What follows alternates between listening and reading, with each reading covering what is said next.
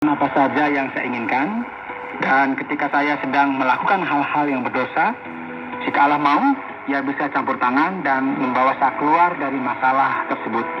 Ia akan mengangkat saya dan membawa saya ke suatu tempat yang aman, karena Ia berkuasa. Sayangnya, Alkitab tidak mengajarkan kepada kita mengenai hal ini. Saudara pendengar, bersama dengan saya, Oti Priambodo, dalam program Jalan 66. Senang sekali karena bisa mempersembahkan program yang memberikan pengetahuan Alkitabiah dan menyuguhkan kepada kita jalan keselamatan.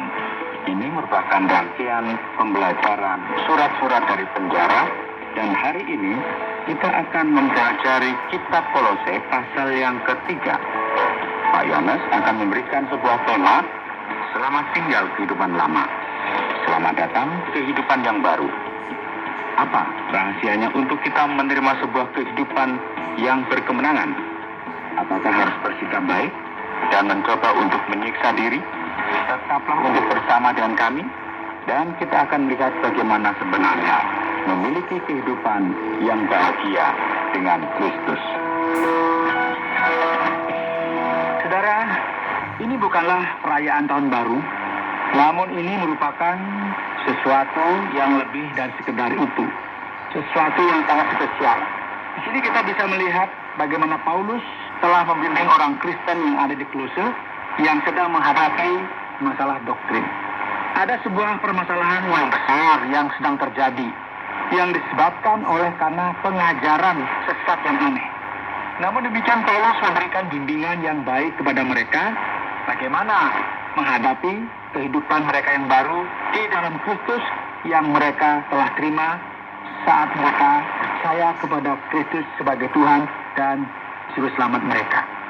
Paulus mulai berbicara dari ayat yang pertama, karena itu, kalau kamu dibangkitkan bersama dengan Kristus, carilah perkara yang di atas, di mana Kristus ada, duduk di sebelah kanan Allah. Saudara, penting sekali bagi kita memperhatikan kehidupan yang baru ini. Ketika seseorang benar-benar percaya dan berbalik kepada Kristus, maka terjadilah kebangkitan rohani di dalam hati orang tersebut. Oleh sebab itu, penting sekali bagi kita memperhatikan kehidupan kita yang baru saat ini, yaitu dengan apa? Mencari hal-hal yang di atas, bukan hal-hal yang ada di bawah ini. Kita perlu memperhatikan dengan benar hal-hal apa saja yang berasal dari Kristus dan bagaimana kita melakukan hal ini. Bagaimana kita perlu memberikan perhatian yang benar mengenai kehidupan yang baru ini.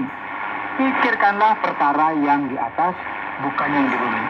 Anda telah mengetahui dengan benar bahwa segala sesuatu yang kita pikirkan di dalam hidup ini akan mengambil banyak ruang dalam kehidupan kita. Oleh sebab itu, jika pikiran dan hati kita tempatkan pada tempat yang benar, yaitu mengenai hal-hal yang di atas, maka kita akan menjadi orang Kristen yang berkemenangan. Sebab kamu telah mati dan hidupmu tersembunyi bersama dengan Kristus di dalam Allah. Paulus memberikan sebuah bimbingan yang tepat bagi gereja yang berkaitan dengan posisi mereka yang baru, yaitu kematian dan kebangkitan. Selamat tinggal kehidupan lama, selamat datang kehidupan baru. Ada sebuah kehidupan baru di dalam Kristus, sebuah kehidupan yang berkemenangan di dalam Allah, di dalam Kristus. Dan inilah yang perlu kita kejar.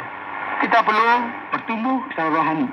Apabila Kristus yang adalah hidup kita menyatakan diri kelak, kamu pun akan menyatakan diri bersama dengan Dia dalam kemuliaannya. Nah, jika kita bicara mengenai kebangkitan rohani, Paulus mengatakan tentang kebangkitan tubuh kita di masa yang akan datang. Kemudian yang akan kita peroleh ketika Yesus datang kembali. Ayat 5 berbunyi begini, karena itu matikanlah dalam dirimu segala sesuatu yang duniawi.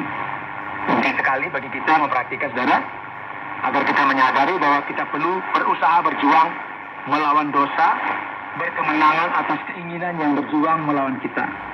Ungkapan yang dipakai di dalam Alkitab adalah apa?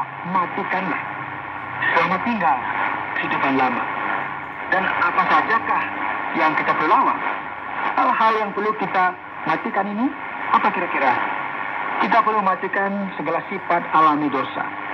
Paulus mengatakan kepada kita hal-hal tersebut adalah yaitu percabulan, kenajisan, hawa nafsu, nafsu jahat, dan juga keserakahan yang sama dengan penyembahan berhala. Pada awalnya ia hanya memberikan fokus pada dosa-dosa seksual, khususnya karena mereka senantiasa menghadapi masalah-masalah Yunani Romawi serta dunia pagan. Dan Paulus juga menyebutkan tentang ketamakan dan keinginan untuk menjadi kaya raya. Dan sekarang mengenai ketamakan ini merupakan hal-hal semacam penyembahan berhala oleh karena Mammon, ilah dari uang yang mencuri tempat Allah itu sendiri. Kemudian selanjutnya semua itu mendatangkan murka Allah atas orang-orang durhaka. Dahulu kamu juga melakukan hal-hal itu ketika kamu hidup di dalamnya. Murka Allah merupakan manifestasi atas kekudusannya terhadap kesalahan dan dosa-dosa manusia. Hal-hal yang jahat ini menimbulkan murka atas Allah yang kudus, yang tidak berkenan atas dosa dan kesalahan-kesalahan. Jadi tidak mungkin segala hal yang berkaitan dengan kejahatan ini ada di hadirat Allah yang sangat kudus. Ia tidak melupakan hal-hal aneh yang terjadi di dunia begitu saja. Paulus menarik bagi kita untuk memperhatikan apa yang dikatakan, mengucapkan selamat tinggal pada kehidupan kita yang lama dan menyambut kehidupan kita yang baru. Ia berkata, hal-hal ini, kehidupan dosa, pesta-pesta kekaisaran Romawi, dahulu kamu juga melakukan hal-hal itu ketika kamu